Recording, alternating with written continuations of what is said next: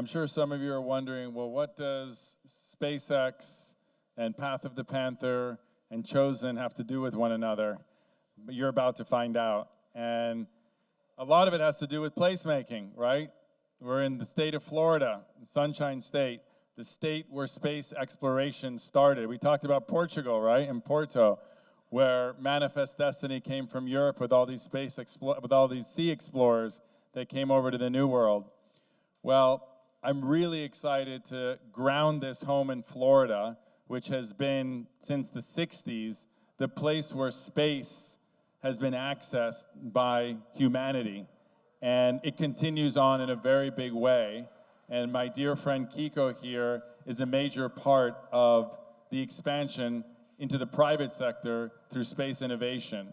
And we're gonna talk a little bit about the overview effect, which if you guys are not familiar with, we'll get into in a little bit, but is a spiritual experience that many astronauts experienced when they went into space and for the first time looked at Earth from space and had this realization of how beautiful and how whole and how special and rare this tiny blue planet that's suspended in the middle of the universe is to create the conditions for life.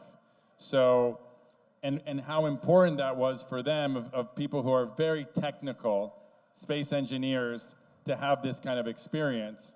And then moving over to the work that Carlton Ward Jr., who's an Emmy award-winning Nat Geo photographer, filmmaker of Path of the Panther, which was co-sponsored by Leonardo DiCaprio of Rewild, and just won an Emmy a month ago, at the same time that Carlton was winning an Emmy in New York, accepting the Emmy. His house was flooding because of the hurricanes happening in Tampa on the West Coast. So the reality of where we are in Florida as a place that's flat, very important watershed that we're experiencing, throughout the state of Florida, that's under siege and under threat by overdevelopment and really stupid development, non-conscious, not planned, regenerative development that we're talking about. And the purpose of this panel is to talk about how those types of experiences or perspectives of the overview effect, or flying in a seaplane like we have with Chosen Air, slow and low, gives people a perspective. You get to zoom out and see what we're actually doing, because the individual doesn't have the perspective of what it is just to clear cut the forest and build house after house after house with concrete, and what it does to all the other species. We talked about the bees, but what about all the other species? So I'm really excited to have this conversation with these two incredible leaders in their industry, and how this can be and should be and is a tool for conservation. So I'm gonna kick it off with Kiko. I think we're gonna tee up a video, right? Right, Kiko? Yeah, thank you, Tony. I appreciate it. Yeah, if we can maybe get it ready, and first of all, thank you for having us. Tony's been a dear friend of mine for almost 10 years now, beyond that, and I'm wearing, he always does a special event on 11/11. He gave me this scarf 5 years ago, so I thought it'd be appropriate to wear it to tonight. He always half makes fun of me, half appreciates it when I wear it out in very Tony-like fashion. But, so many times you hear, why are we focused on outer space when we should be focused on the problems here on Earth? I mean, this is a common theme. And as someone that has dedicated their entire life to space exploration, it's tough for me to hear, to be frank, because I, care deeply about this Earth, care deeply about this state, care deeply about this country, care deeply about this planet. And what I have found is that you can use space exploration and the ability of advancing technology when it comes to how we exist in outer space, both in low Earth orbit and beyond, to a benefit of Earth in many, many ways. And the sort of origin of that is what Tony mentioned, this idea of the overview effect, right? And when you look at a map online or on the wall, what do you see? You see a bunch of countries with lines drawn on them, right? A bunch of borders. Well, when you go to outer space and you take a look at the planet, you don't see lines or borders. All you see is a little thin blue haze that separates our one beautiful planet from the darkness and the isolation of outer space. And the origin of the overview effect was these Apollo astronauts who weren't actually scientists. They were military. They were the best fighter pilots in the world, right? These guys were not some environmentalist, right, or some scientist that was studying a thing. No, these were the greatest pilots in the world. They were designated for this, and they were very focused on that mission. And they're the ones that had this profound feeling and sort of enlightenment that happened when they realized, holy smokes, Earth is just one big mothership, right? And we're all in it together. And the sort of fragility of the planet became more evident than they've ever seen before. So we recently flew a mission called Polaris Dawn that was commanded by a guy named Jared Isaacman. I have like a quick overview video that I'm gonna show you. Some of the images in it are super cool. He also does a spacewalk in it. It was the first time we ever did a commercial spacewalk. There's some fun rocket videos, which may not be totally the vibe of this meeting, but I like this video. It's fun, so let's watch it. All of our mission. You are launching with us. We can't forget about the fallen. Time to explore. We are changing the world and we are making history.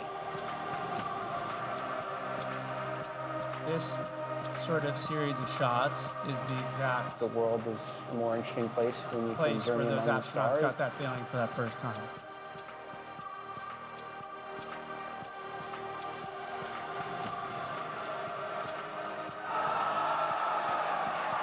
We were very excited.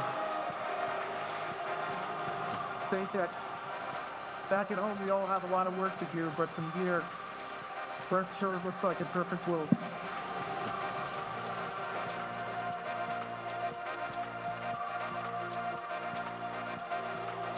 Polaris Dawn crew has successfully splashed down.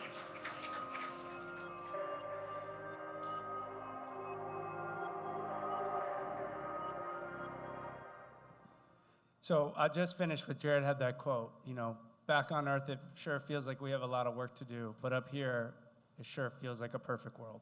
And I think it's those sort of statements and those sort of feelings that space exploration, and specifically human space exploration, allows us to anchor to, right? Beyond that, we're using the technology to help learn about Earth. I mean, remote sensing, the ability to put satellites up to look back down on Earth to give us the data information we need is critical. The overview effect is obviously this sort of emotional feeling, but it's also, if you can zoom out and look at information from a farther out space, you might notice changes and then be able to use that data to inform how do we actually take action here on Earth. So I know it can feel counterintuitive, but I truly believe that we play a very strong and important role in our ability to preserve this planet. And it's not just about going to Mars, although that's certainly important to us. It's also about making sure life on Earth sustains, because if we don't do that, we're definitely not going to Mars either. So both of those things are critical. And yeah, Tony, I once again super appreciate you giving me the chance to hang out.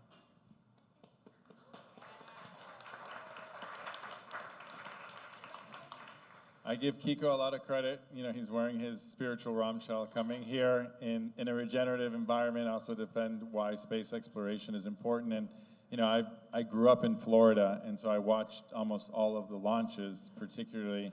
And, I watched the Challenger explode when I was, I think, 9 years old with my class at the post office. And it had such a big impact on me. And the amount of risk that is taken for the advancement of mankind, is really remarkable. And so I think just like humankind, Tony.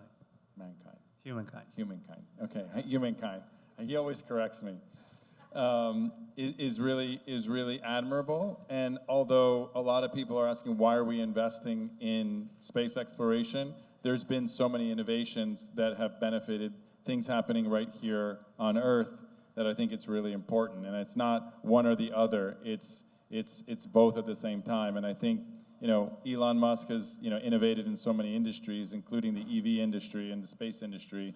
And so I think that it's important to understand from people who are involved in the industry all of the innovations that are coming from that. And again, I think the overview effect back in the 60s really helped to catapult and bolster the environmental movement. So it has had a huge impact on the evolution of our society. And bringing it back down to earth, and the work that Carlton Ward is doing with Wild Path and Path of the Panther, storytelling has been such an important tool for conservation. And I think, that has been credited, and Carlton is a huge part of that, of the establishment of the Florida Wildlife Corridor. And if you guys don't know about that, I'll let him talk more about it, because the work he's done has really been instrumental in actually getting that to happen. And this year alone, we've lost 30 panthers of a population of 200. And even though the awareness continues to be raised, the problem is not being solved. So we need people like Carlton in this world to tell those stories so that we can mobilize to action people like Robin and Leonardo DiCaprio to help us understand in bite sizes, because we have no attention span anymore, in bite sizes that we can absorb and really understand, because we're unaware. I don't think people have bad intentions, it's just they're not aware of the impacts that we're having of human development, human settlement. And so Carlton, love to hear a little bit about how your storytelling has been instrumental in conserving the wildlife corridor and the work that you're doing. It's really interesting. The word that kept coming through my mind listening to Kiko and thinking about the overview effect is perspective. And as a photojournalist, as a photographer, I think about that a lot. It's trying to frame an issue, literally frame a picture that will hopefully contribute to expanding perspectives. I had the somewhat frightful privilege last May of giving the commencement speech to the University of Florida, which was quite terrifying. There were 20,000 people in the stadium, but the talk that I gave there was called The Shared Path. And one of the things that I kind of came across while writing this was that,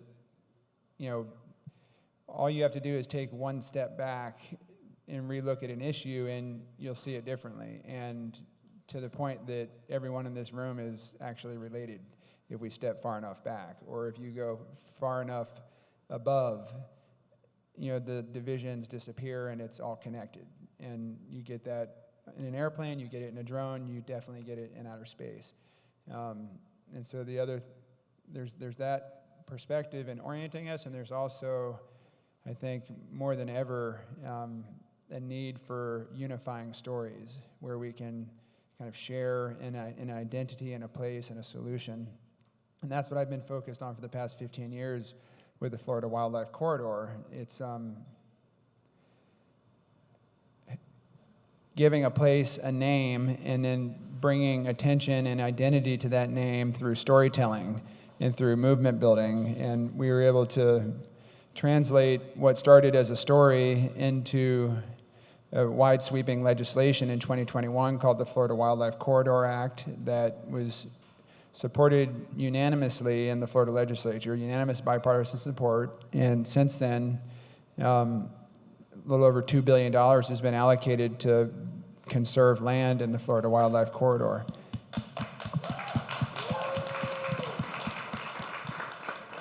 So there's a little video here. We can talk more and probably take some questions, but there's a video that shares some of that perspective through the collaboration with Tony and Chosen with a really cool seaplane they've invested in, which gives the ability to not be at 30,000 feet above the clouds, but beneath the clouds, and fly low and in a perspective where you can see the edges of our development consuming and eroding the ecosystems that support us, and understand how it all fits together.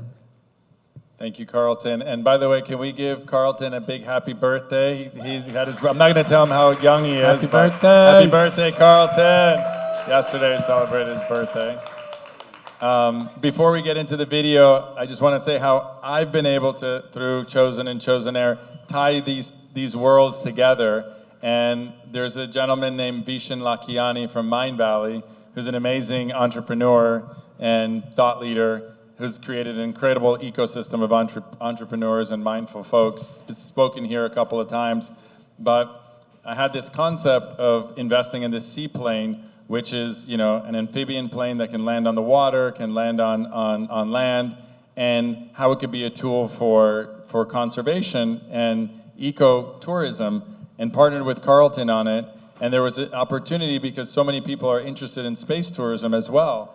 And Vishen was one of them. So I called Kiko and I'm like, is it possible that we can see a launch from the air? Can we get close enough on the seaplane where we can combine this ecotourism experience? And so we did that. And I don't know if we broke any rules, but you know, Kiko and SpaceX are used to pushing the envelope a little bit. So I'm sure we might have, you know, invaded a little bit of airspace, but it was a cool experience.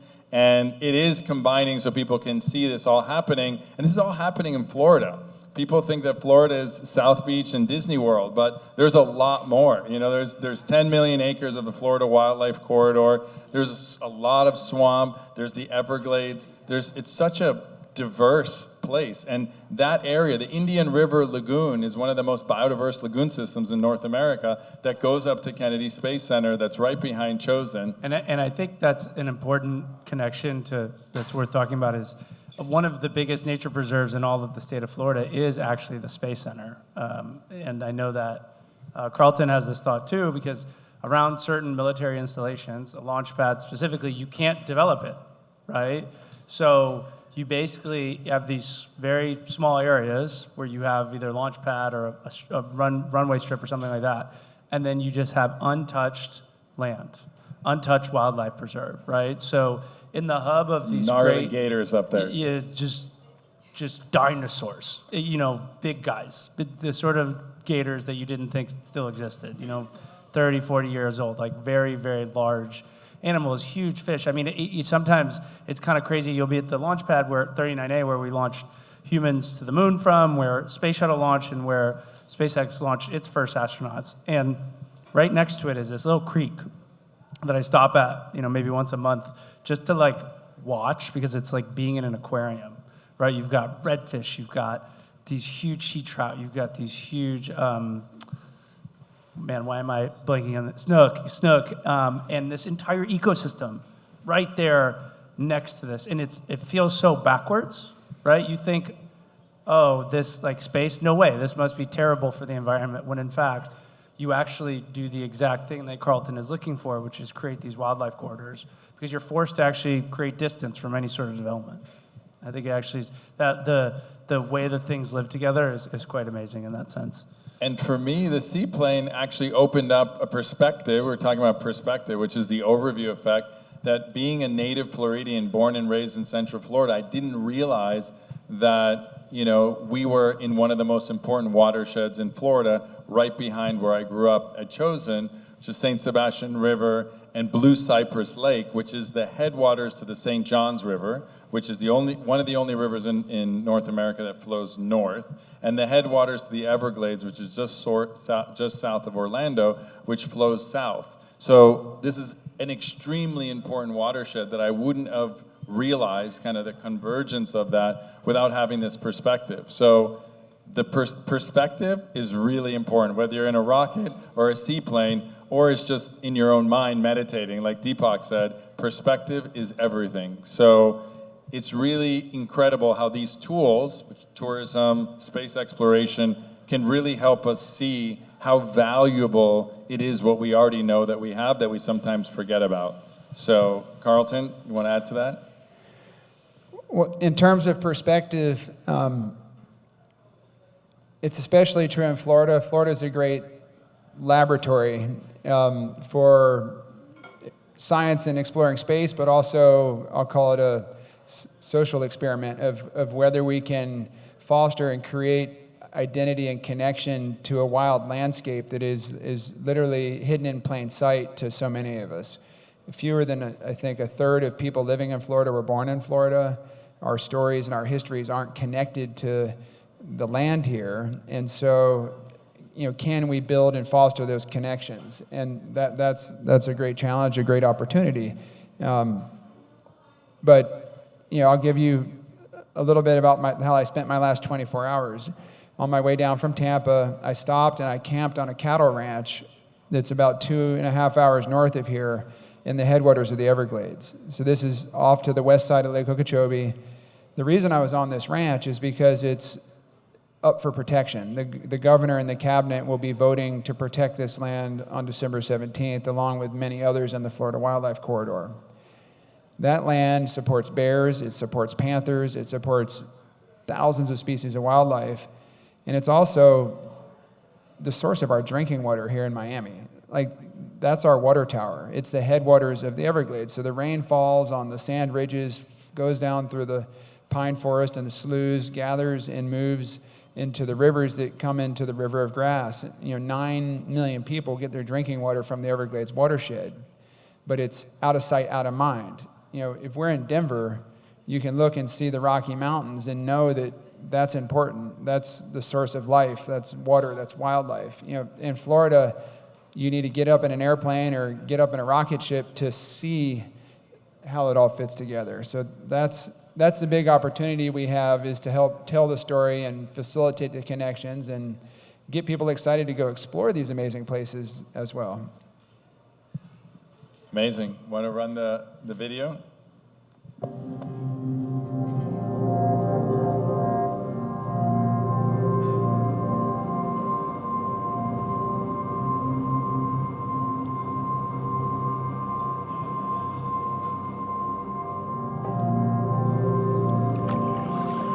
I'm a National Geographic photographer motivated by using photography as a catalyst and a voice for conservation.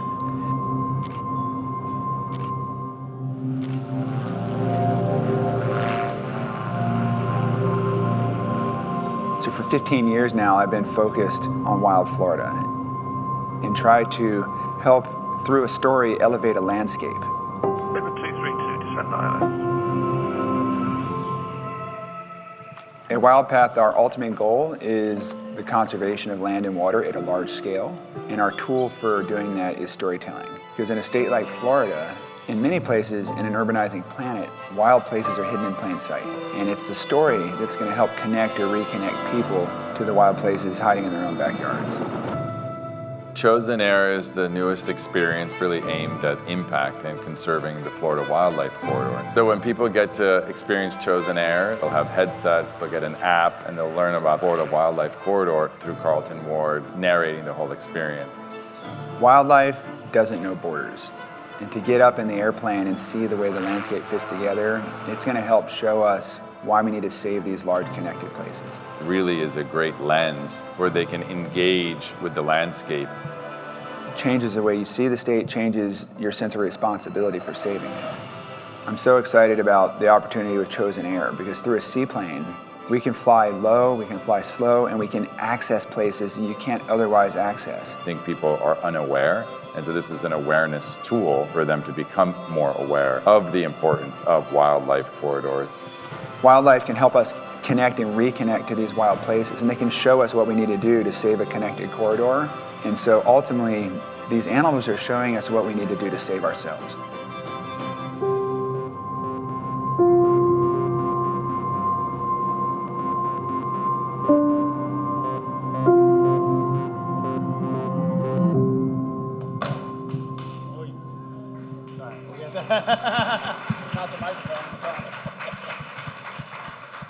And that drone footage above the seaplane, we took a page from the playbook of SpaceX, pushed the limits a little bit on what's allowed, but I think perspective is important, and so I just want to thank Carlton and Kiko Kiko drove down from Cocoa Beach today to be here with us. Carlton came over from Tampa, so just honored and appreciated to have you guys here, and thank you for the work that you're doing. It's so important. Thank you, Tony. Thank you. All right, guys, there are 2 more panels before we're gonna boogie with Lemurian. So hopefully you guys have, I'm impressed that you guys have been listening to panels this many hours and staying engaged. So thank you for your attention and intention for connecting with these incredible people who are doing such important work. So I'm gonna invite to the stage our dear co-host, Roxy Shoshadi from Design Science Studios for the next panel, and then one more. And then Lemurian back there is going to take it home for us, and we're going to let loose and move our bodies. So then we'll party.